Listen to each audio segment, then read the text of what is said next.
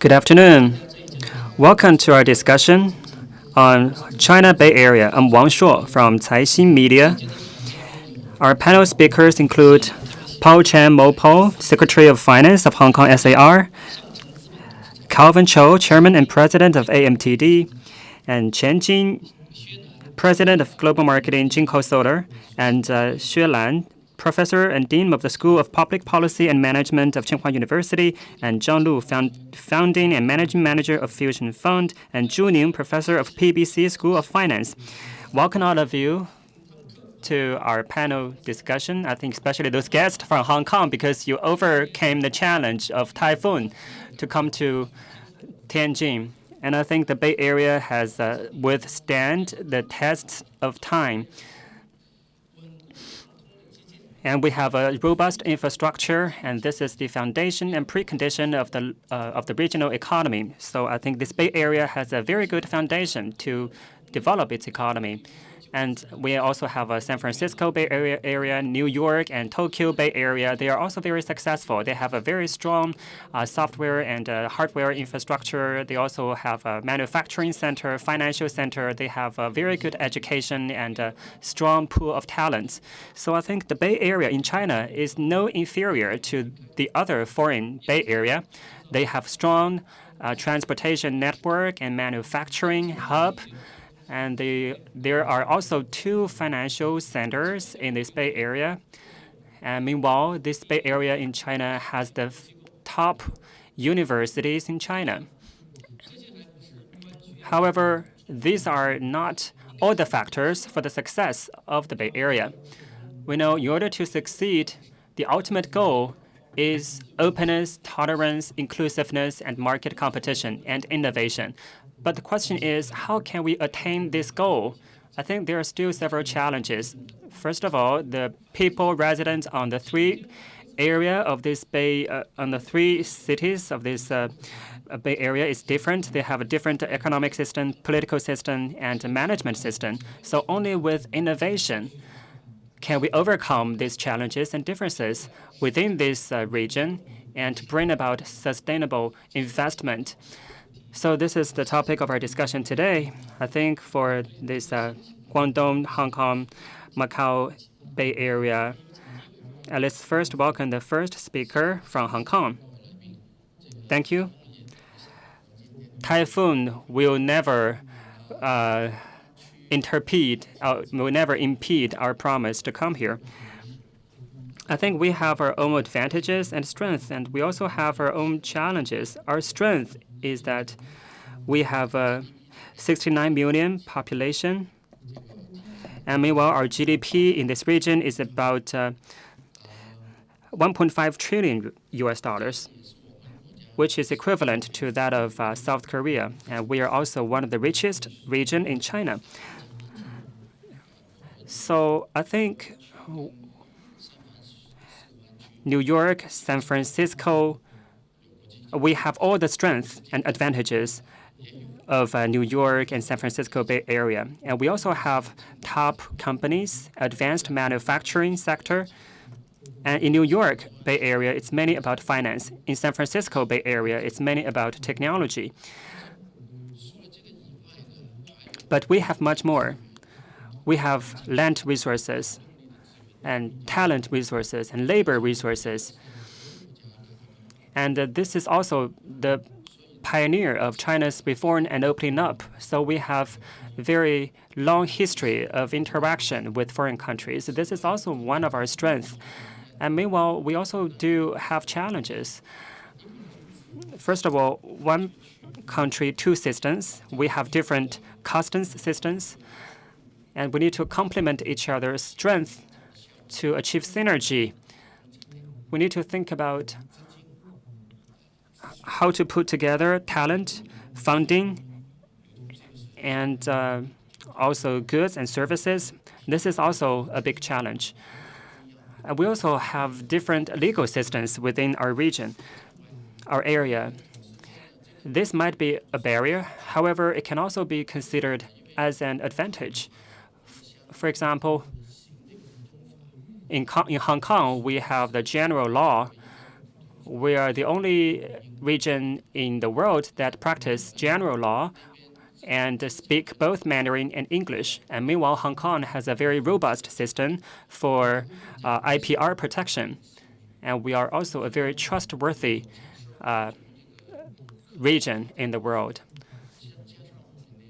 So technology development, highly efficient scientific forces could attract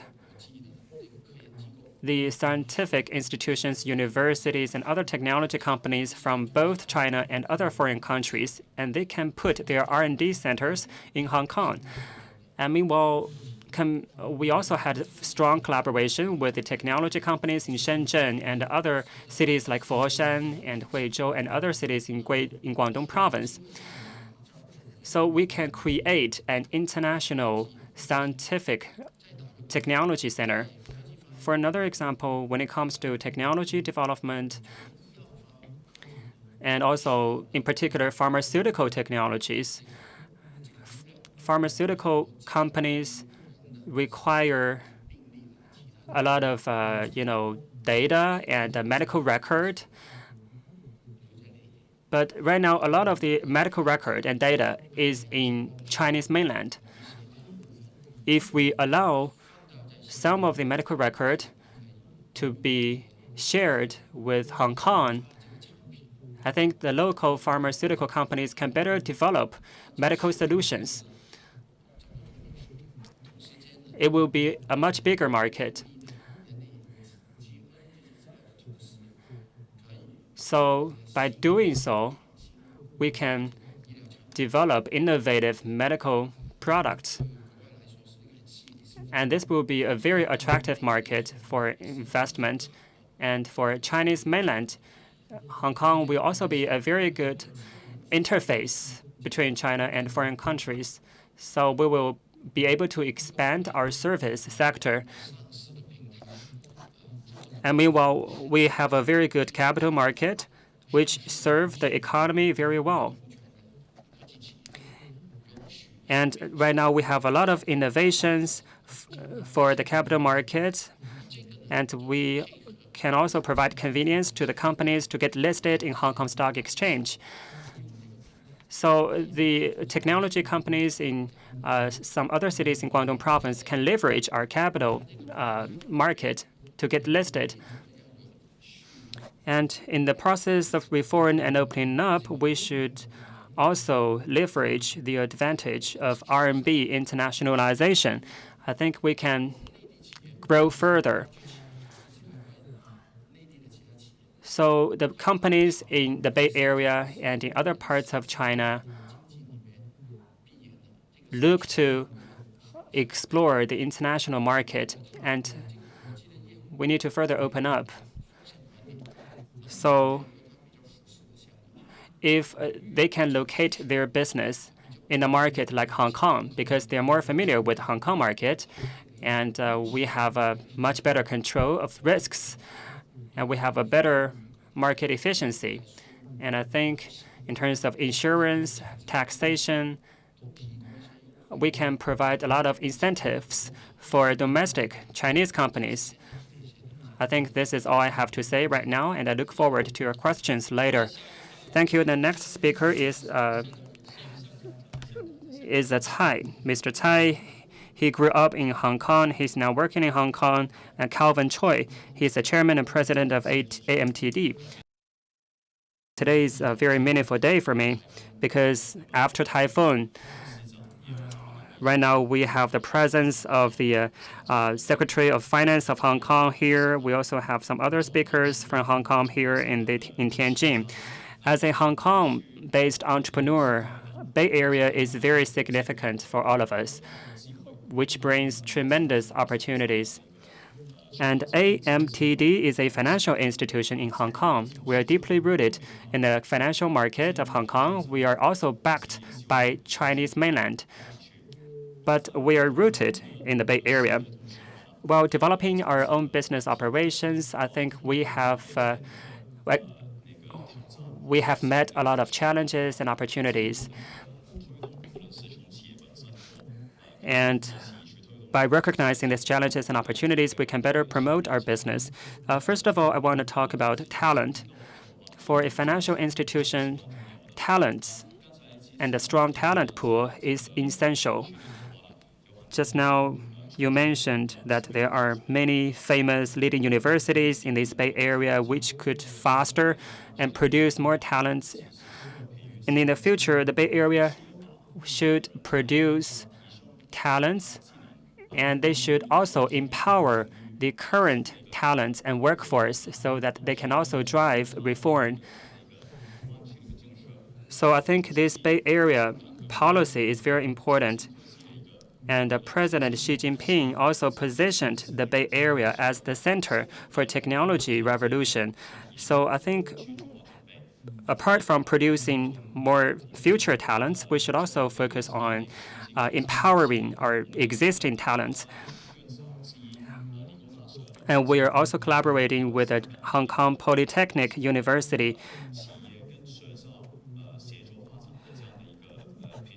to establish a training center. And starting from this year, this training center will provide more services to Hong Kong talents. They will offer courses in terms of training and courses. So we are not only look at the opportunities right now, we are looking at the future. We want to empower the future talents for technology innovation so that they would have the DNA of technology innovation. Second point, I would also like to talk about from the perspective of human capital. Now, in Hong Kong, we've been talking about building a smart city, and there are a lot of facilitating policies in this regard, which provide a lot of opportunities. For example, some heatedly talked about the topic digital insurance as one example. Maybe you're aware that a lot of internet-based companies are applying for this license in Hong Kong, and this is a heatedly sought after resource in Hong Kong. And I think the competition is not only on license, but on human capital, on the human talents. So this is still on that vein on capital. We have a lot of financial institutions in Hong Kong, and with that, how do we deal with more new competitors, especially when we are competing for the good talents? This is the first point, as I said. The second point, in the Bay Area, there are many interactions between different government agencies. For the Shanghai government, for example, SAR government, for another example. Between governments, there are interactions, but there's also dialogue and interactions between government and companies, C2C also. So together, we can do many more things. In this regard, in the Bay Area, there are a lot of opportunities. For example, 6 months ago, we started to introduce about 40 private enterprises in the area with the support of the Business and Commercial Association. Their registered capital is 40 billion with the aim to promote more investment in the Bay Area and which can capture the opportunities in the technological innovation. Of course, it is not limited to the business area geographically only, but we want to go beyond the Bay Area so that we can promote more in and out activities. So this is the second point, interaction, dialogue, and coordination. And the third point is that we mentioned the Bay Area in New York, in San Francisco, in Tokyo, for example. But for our Bay Area, there's a huge exchange, financial part of the financial market, that is the exchange. And very luckily for Hong Kong, we're now at an age of openness. It was mentioned, you talked about the same shares with different rights. There's new possibilities so that more companies will have the ability to get listed here, there are a lot of opportunities. And this year, we're very lucky to be the underwriter of the first and second project. One is Xiaomi, the other is Meituan. So this mutual exchange between mainland China and Hong Kong creates a lot of opportunities. You also mentioned the insurance companies and other financial institutions. A lot of them want to use Bay Area to expand their business, to expand their client base. So I think a lot of opportunities there. Thank you, Mr. Cai. The next two speakers are both ladies, and they worked in the most successful Bay Area in San Francisco, so they have first-hand information from their perspective, from their experience. We are looking forward to listening to them. What is their take on the building of Bay Area?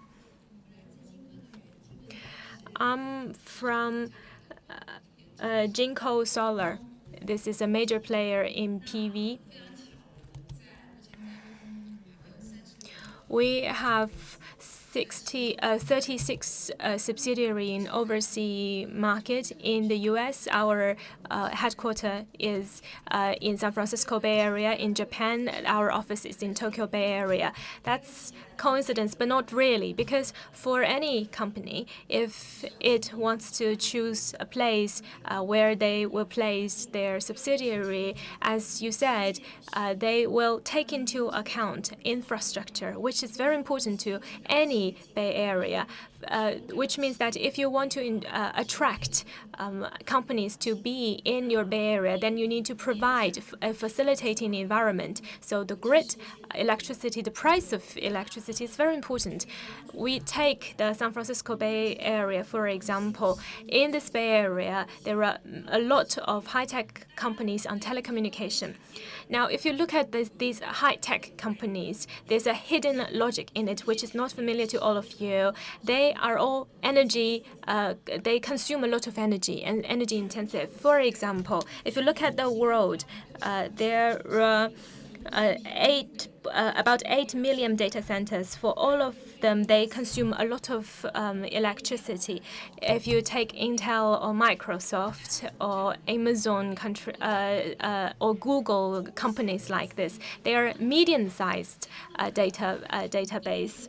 Their annual use of electricity is basically the energy used by a power plant. So they use a lot of energy. So for them, if a Bay Area wants to attract them to set up a subsidiary in their Bay Area, then the price of electricity, the price of energy is very important, a relevant issue.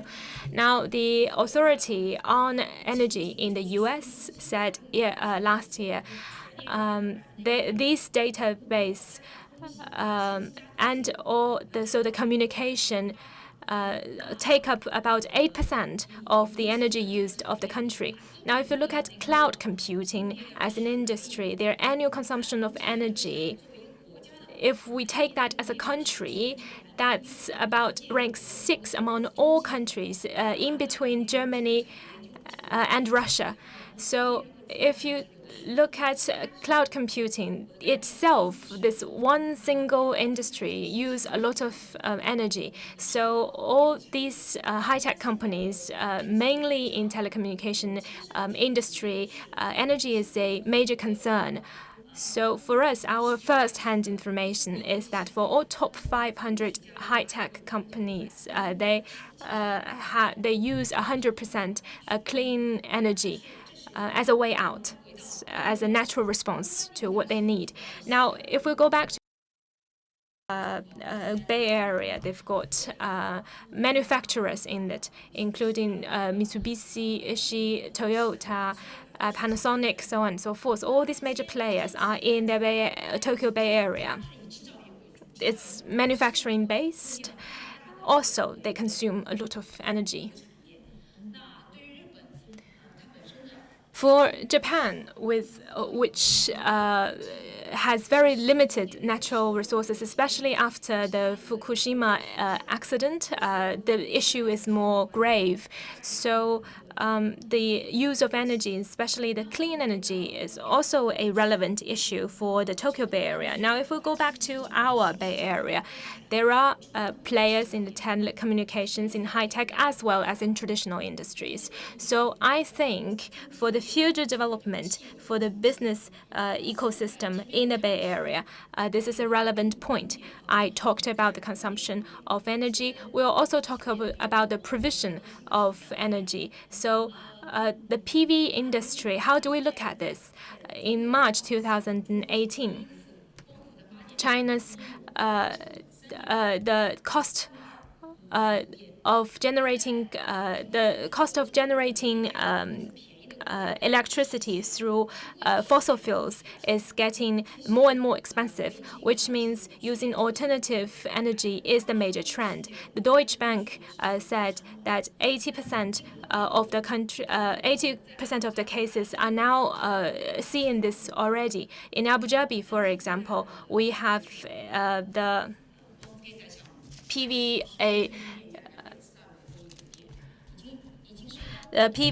plant, the production cost of electricity is $2.42 per unit, which is a precedented low in the area. So this is also something we need to take into account in the Bay Area, where there's a lot of concentration of real economy enterprises.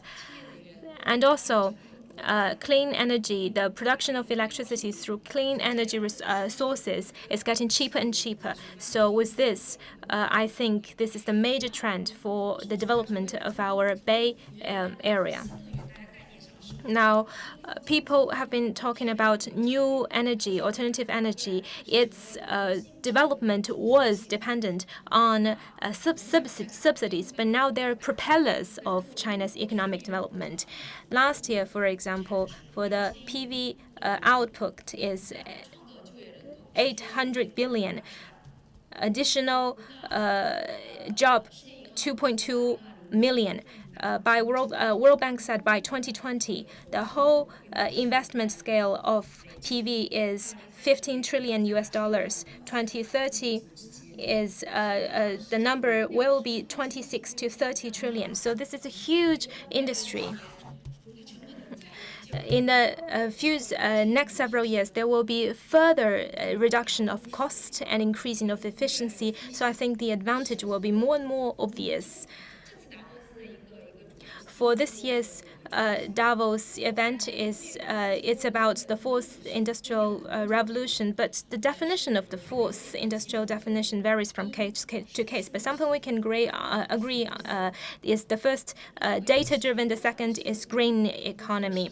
So no matter if you are making shoes or garment or food or whatever, maybe you will not overnight to produce server, for example, processing devices, or you will not over the night transform yourselves to generate electricity. But whichever industry you're in, especially if you are in the real economy, then you need to think about two things. The first is the digitalization, and the second is the green development. Thank you very much. I still want to leave more time for the next speaker. Thank you very much. Future Fusion Fund was set up in Silicon Valley, and we focus on technology innovation. So we now have invested in 50 high-tech startups.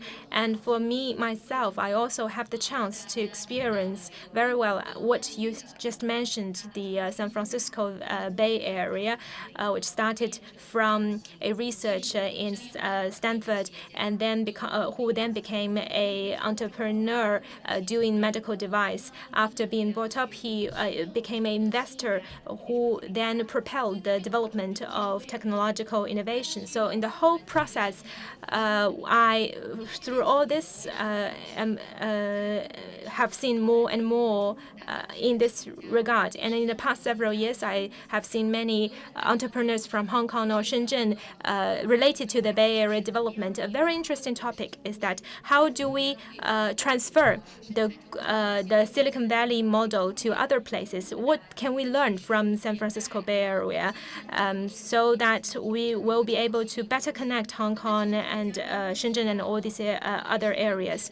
You very well mentioned that some of the major points, the first is talent, the second is capital, and the third is the industrial development, the high-tech companies. But if you look deeper, if you look at the San Francisco Bay Area, you'll see that in each point, things vary. For example, you mentioned that one advantage of Hong Kong is capital, especially in the secondary market. There's sufficient capital, but for the Silicon Valley, their primary market has a lot of capital. For example, in the U.S., if you see a VC, 50% of VC capital in Palo Alto is in San Francisco, but only with a very few population. So it's a very high concentration, and it takes up about 0.2% of the total in the U.S.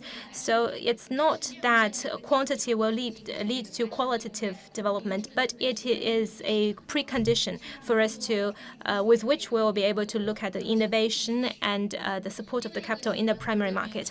A second point you mentioned is talent. Very well said. I also looked at the education system of the talent, and I think the point is on to motivate people to make their own choice. For example, if you look at Shenzhen and these cities in this area, you'll see graduates of the universities and a lot of other people. They are very innovation conscious, but is it more likely for them to be a more riskier entrepreneur, or do they work for big companies? This is a thing that needs to be incorporated in the education. So being innovative or being an entrepreneur is quite different. So it is about if they are risk averse, if they are more prone to take risk to set up a company. It is a lifelong journey. So on each step of their life, his life, he will make one certain decision or not, and then will solve the pain point, and also the point of inclusiveness. And in Silicon Valley, we will look at whether these large companies are ready to tolerate their former employees to start up their own company, because their former employees, after they start up a company, they might use the products of their former employer. So right now, Hong Kong Stock Exchange also has innovation reforms, which attracted a lot of international investment and capital. But IPO is not the only way of innovation. In the U.S., 70 or 80% of the U.S. companies withdraw from the market in other forms, through mergers and acquisition. So, how shall we promote the local innovation so that they are ready to acquire the local companies and create a more dynamic ecosystem? This is another topic that we can discuss. And I can share with you some of my observations on the Bay Area and Silicon Valley. Personally speaking, I'm also very optimistic for this Bay Area. And I have been talking to the other investors that time is changing. Compared to 10 years ago, what is different right now is that you need to consider globalization in day one. You need to have this global mindset, because your biggest competitor may not be in the United States. It might be in China. And Hong Kong also has a robust financial system, very good IPR protection. It's also a very important window for China-U.S. interaction. I think Hong Kong can provide a very good platform for the American investors to come to China. Thank you, Zhang Lu. And the other two speakers are scholars. One of them specializes in finance, and the other specializes in public management. I think this is two important dimensions of the Bay Area. So first, let's turn over to Zhu Ning. So from the scholar's point of view, I can share with you my observations on the next step of the Bay Area and also financial development.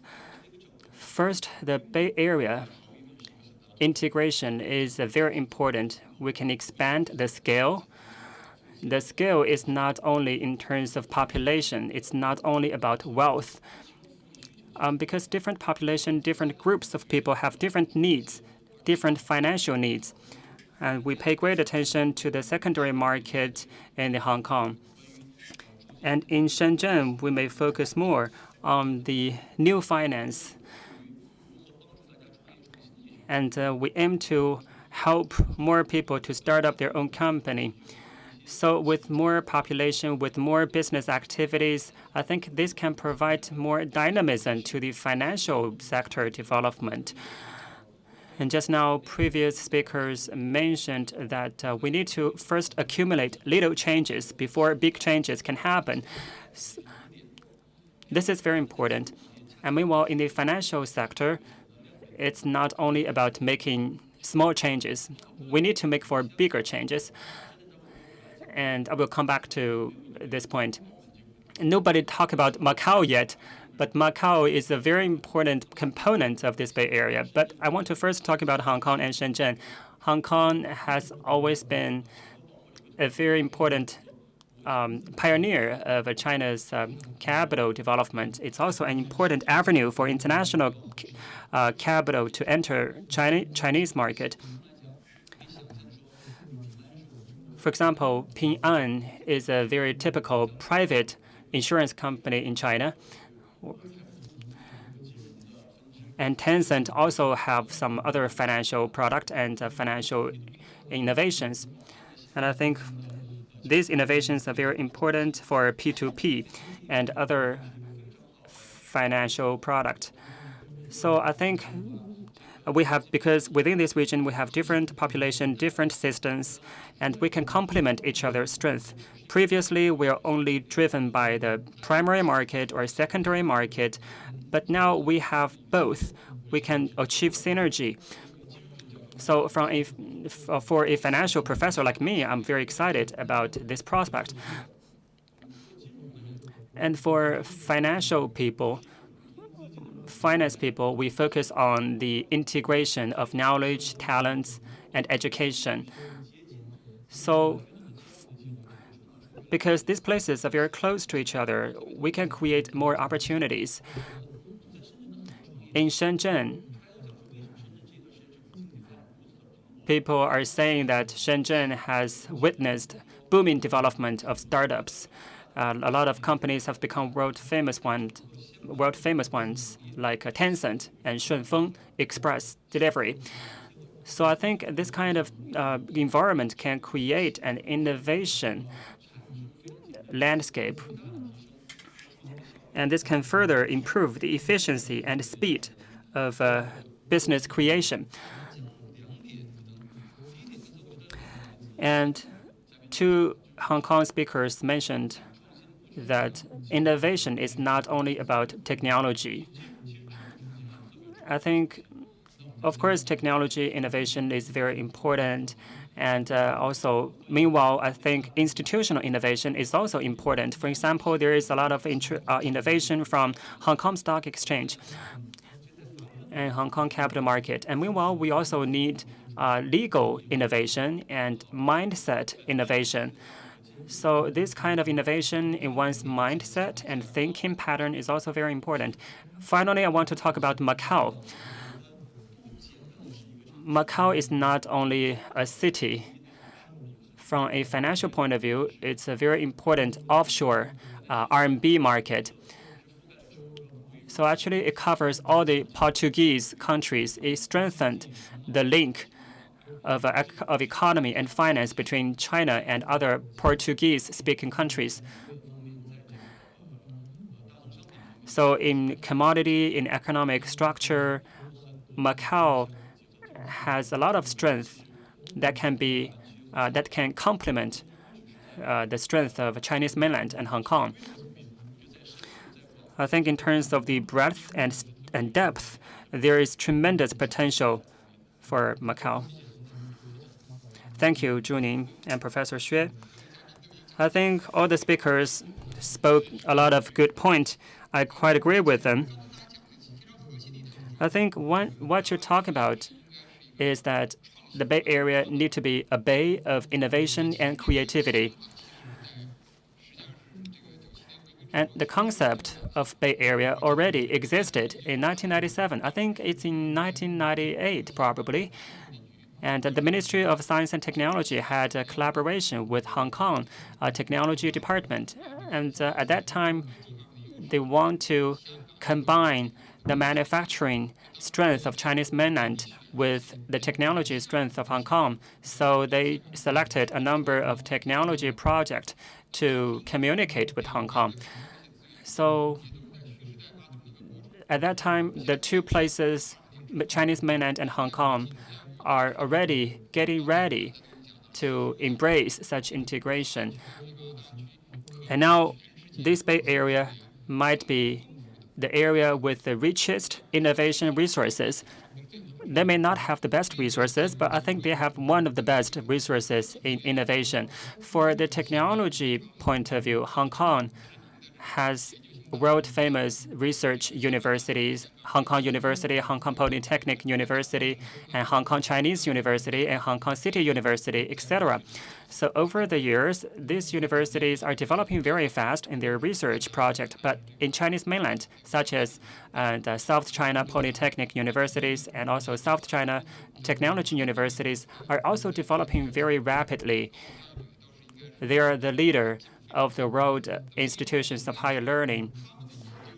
So their research capabilities and their students' capabilities provide a lot of good resources for innovation and research.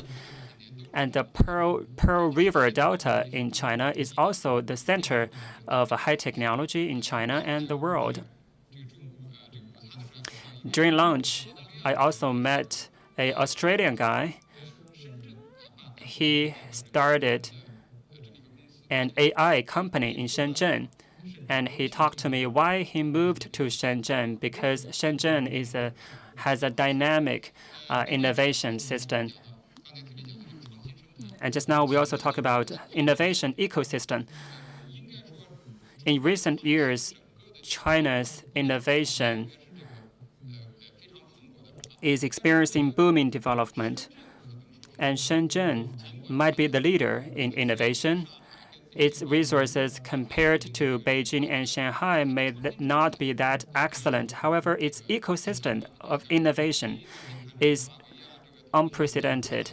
So you see Huawei, Tencent, and other new technology companies have their origin in Shenzhen. So from this perspective, I think Shenzhen has the fertile soil for innovation.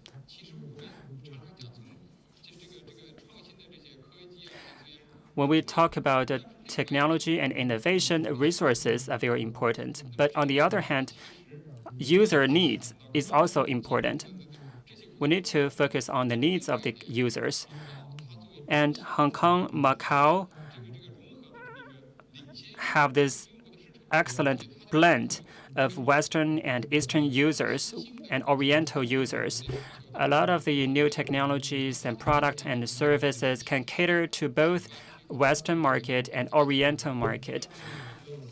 And just now you talk about Portuguese-speaking countries, and Hong Kong can cater to the English-speaking countries. And in the future, if these resources can be better integrated, it can really boost the innovation globally.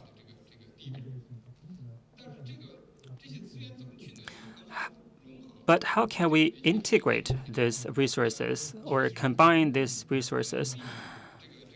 This is a question because Hong Kong, Macau, and Chinese mainland have different legal systems and different policies and different environment. And how can we strike a balance and blend the different cultures? And we also made some experiment in this regard. For example, in Tsinghua University public management school, we created an EMP project or EMP program.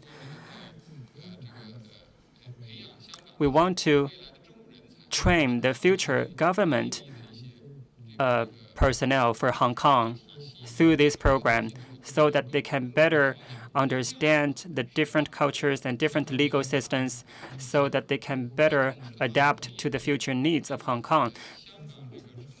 And meanwhile, we also work with Hong Kong City University on a dual master program on PPP.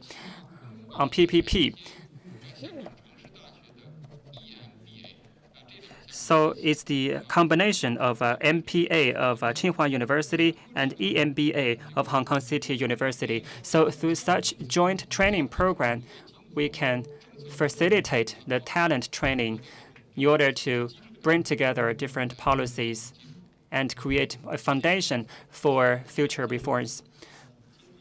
Now I will come to the Q&A sessions. You can think about your questions. Right now, I want to use my time to ask one question for all the panel speakers. Hopefully, you can answer very briefly. All of you talked about all the factors necessary for the success of the Bay Area. But if you have to name one most important factor, what is it? So we start from me. Good. Policy breakthroughs in policy making. We mentioned one country, two systems, three separate customs territories. How do we rise beyond these differences? That we need mechanism and policies. These are very difficult things to do. I'm from a financial institution, so I think capital flow is very important, especially the capital for the two parts, money markets and different types of capitals. If done not properly, then there will be misallocation. So with good capital flow, with good allocation, it's very important for the Bay Area. Institutional arrangement, I think it needs to be more open so that it will be a real pilot area. To a great extent, I think for this Bay Area, it is a pilot area for a lot of different models. And then its success will be another pilot and can be transferred to other areas. So I think in terms of the energy sector, green energy, carbon trading, pricing, I hope there will be more institutional arrangements, more open institutional arrangements. I think we need a coordination mechanism in which we coordinate different policies which can solve the issue that was just mentioned. There are a lot of difficulties or mismatches in policies. Now, if we want to solve these issues, we need to do in-depth research, and after which we'll be able to come up with solutions. So I think this policy coordination is very important. They're all very well said on macro level, and I think another thing that's very important is that all the technical outcomes and the commercial opportunities, how do they commercialize? Or otherwise, it will be only frontier technologies, but cannot be used in industry as a product. A good ecosystem is very important, in which the young people will have more hope and will be more willing to innovate. for me, it's a flow of exchange of personnel, and a cultural exchange is very important. But I think the Bay Area is different from the rest, is that it have different languages within the Bay Area with different cultures. Mr. Choi said very well that the flow of capital is very important. But I think it can be also done remotely with the computer system. But for me, I think the people-to-people exchange, the face-to-face interaction is very important. That will facilitate the convergence and the cooperation of different parts. You all talked about the free or the freer flow in terms of people, capital, goods. And it reminds me that it was said previously that for the free market, it is not given birth to naturally. It is man-made. It needs our endeavor. It's both about bottom-up but top-down. It needs to be done in two directions, and we're very much looking forward to how it unfolds in the future. Now, I'll open the floor for questions from the audience. For those of you who want to post a question, would you please tell us who you are, where you're from, and who do you ask the question to? Now, good afternoon. I'm from Tsinghua University. It is my pleasure to be here, to be inspired by what you said. I have a very simple question. This is a very special Bay Area we're talking about. It's not within one system. This Bay Area, in 5 years' time, if successful, then the benchmark is this the same benchmark from mainland Hong Kong, Macau, and how do we coordinate with one and another in order to have this uniform benchmark? What is the criteria for a successful Bay Area? Is it possible for the three areas to reach consensus in terms of what is the standard or criteria or benchmark for success? The most difficult question for me, Joker said, I think it is very well said. But within the Guangdong-Hong Kong-Macao Greater Bay Area, I think we need to put it in a general strategy of national development. Of course, in the process of this development, there are 11 cities with different circumstances. They have their own perspective, and they focus on different things. For example, take Hong Kong. We think of our advantages with which we will serve the needs. We talked about reform, financial reform. Financial services, something that we're relatively good at. But of course, there are something we need to work on, and we need to work on these issues we have. And once we do that, it's not only good for Hong Kong. For example, in the financial system, financial market, if we solve the issues we have in the financial system, that will be good for the real economy too, both for Hong Kong and for the mainland China. There's real benefits we're talking about. And also high-tech innovation. Now, if we work alone, of course, we've got good universities, they've got research teams, they're quite good. But from 0 to 1, there's breakthrough. But from 1 to 100, that's commercialization. We have products. On this point, the mainland has its advantages. The need is here. The market is huge. So we play our advantage, and other players have their advantages too. For example, 10 billion, 5 of it we use for AI, 5 for technology used in medical industry. On these fronts, we need to have the right people of talents and the right ecosystem. Of course, they are not here by themselves. We need to attract them. For example, culture, legal system, lifestyle, things are all different in one case and another. But even with the good, we take care of that. It is not good enough to attract the people of talents.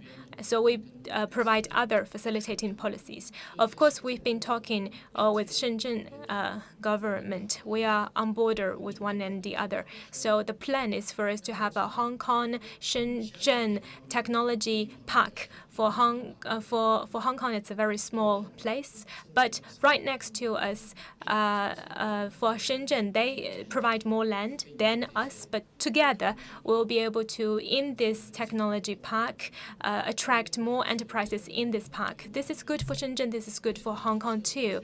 And also, beyond this area, for Dongguan, for Foshan and other cities, it's real benefit too. So this is our logic. But in terms of benchmark, how do we evaluate if it is successful or not?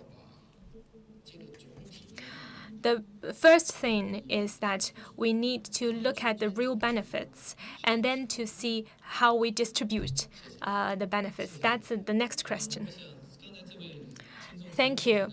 The question that was just asked, in essence, is basically that Bay Area is a convergence of different cities, but there is competition within the Bay Area. So I want to ask the two economists, as I said, there's fierce competition within the Bay Area. So for the major cities, what do they do with this competition? And also, there is competition, there's elimination. So how do we look at this? To build up on what Mr. Chen said, the benchmark aside, first of all, we need to have an overall plan for the Bay Area. So the question you asked was very good. Under this grand overarching goal, how do we distribute resources within the cities, between cities? So I think this is a cooperation and competition, which means cooperation means we've got investment and trade with which we'll be able to use all the valuable resources that we have and do the integration and together to work for this overarching goal. This is very good. In terms of competition within the Bay Area, there's still limited resources, capital, land, human capital, talents. This is all limited. So is it possible for us to rise above the city level to have a higher level mechanism with which we'll be able to allocate the right resources to the right city or the right place? This might be a one way out. Another point is that there's real competition. For example, the exchanges in Hong Kong and Shenzhen. This is something we can't escape. We have to talk about this. Well, this competition now for these two exchanges, they will need to find out who is more competitive in terms of attracting resources, and also different clients, different risk aversion, risk appetite, different products. So they can use their own advantages to play this game. As long as there's more than one player in this ground, this is a combination, always a combination of competition and cooperation. This is almost natural. This is a very good question. A benchmark can be economic growth, output, for example. But first thing first, we need to build this platform of Bay Area so that there will be more opportunities for innovation. In the past, we have smaller platforms for innovation, but now with the Bay Area, we've got a bigger platform with which we'll be able to give rise to more opportunities for innovation. This is a very good thing. The next point is that the overall development of the Bay Area, Mr. Chen very well said about that is the growth pole theory. That is the growth pole, which means that development of one pole will help the development of other areas surrounding it, which will demand more resources. So it's about the Bay Area, but about beyond the Bay Area, even the overseas market. So in terms of benchmarking, it is very difficult to set a benchmark, both difficult for the Bay Area, but also for the place beyond the Bay Area. Thank you. Next question, please.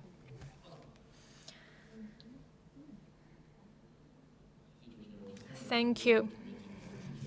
I'm a journalist from Hong Kong. I have a question for Mr. Chen. Next week, we'll have the express rail, and the bridge is all going on very well. So I want to ask the infrastructure, what is impact, short-term, long-term economic impact, effect? Is there any figures? Thank you. Thank you very much. This Sunday, we'll see the express rail, rail, and also the bridge will be in operation. And also, we've got a expressway. So in Guangdong, both in the east and in the west, there will be better traffic, and also Hong Kong will be more connected to Shenzhen and other cities. To Futian, for example, takes 20 minutes. To Guangzhou takes about 40-50 minutes. If you take around to Futian, that's 45 minutes. To Zhuhai, to 45 minutes. So the connectivity is much improved with that, with the express transport. And with the rail in the whole corridor, it will take less than 1 day for us to reach Vietnam. So it's all very exciting news. So with all these infrastructure projects, the connectivity within the Bay Area will be much improved. Now, after 40 years of reform and opening up, in the past 4 decades, Shenzhen and Dongguan were the first to move, and then for the western part, they moved later. That's all related to transport and infrastructure. So I think these infrastructure projects are very timely, very important, and that will very much facilitate our business and interconnectivity between one place and another. Coordination was talked about. There was a higher level planning design led by Mr. Han Zhen, the Hong Kong-Macao Guangdong provincial government, the NDRC. They are all part of it, working on this. In order to avoid vicious competition. Competition is good to some extent. Some competition is healthy, that can push us to make better progress in economic development. So with competition, we will have breakthroughs. However, we should avoid vicious competition. Hong Kong's public policy also has a thinking, that is, we need to give the full play to our strength and circumvent our weaknesses. But for the sake of time, I won't go into details. And this Bay Area is a major reform program of China, and we need to open up. So insurance and reinsurance will be a big industry, because in order to go abroad, the business needs to better manage the risk. So I think Hong Kong, in terms of its taxation, we can provide a lot of incentives to attract these Chinese mainland companies. And I think each city needs to look at their comparative strength and play to the best their advantage. Thank you. Yes, we need to maximize our strength and play to it. And I think this is the best wrap-up statement for our session. Thank you very much for your excellent remarks.